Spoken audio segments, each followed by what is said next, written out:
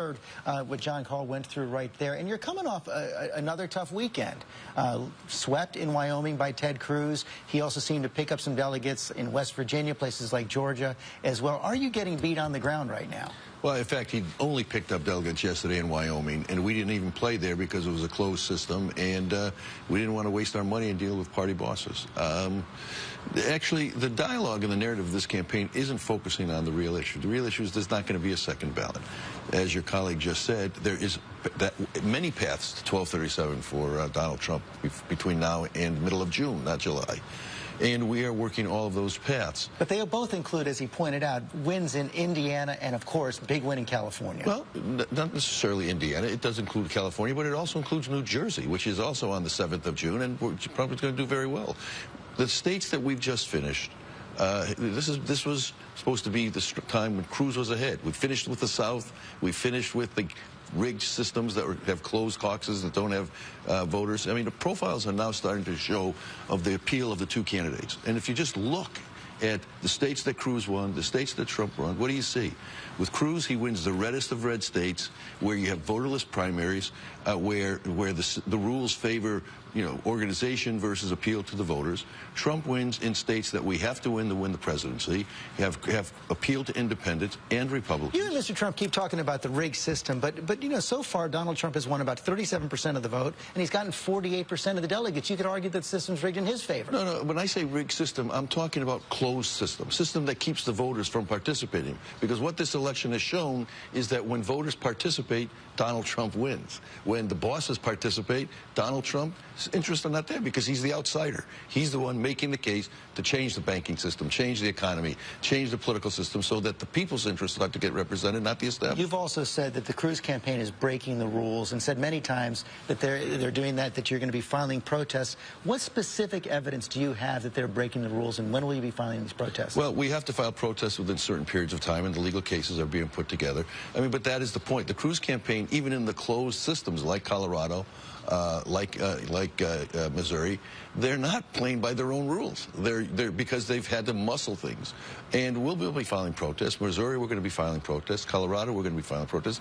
And you saw in Colorado last week where the voters were left out of the process, a groundswell of support against the system. But the point is not the rules of the National Committee, the system that keeps the voters from participating in the political process. But you knew the rules going in. And we're playing by them, and we're winning.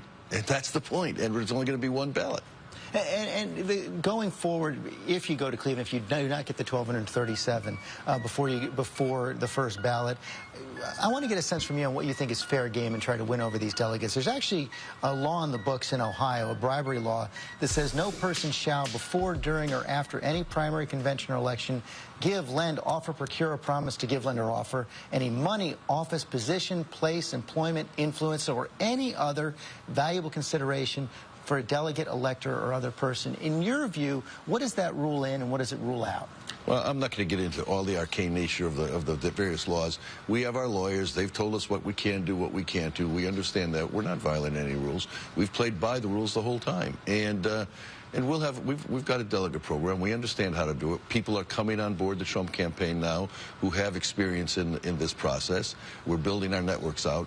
And I want to point something out that you stressed in the beginning of this interview. You talked about Ted Cruz's winning delegates.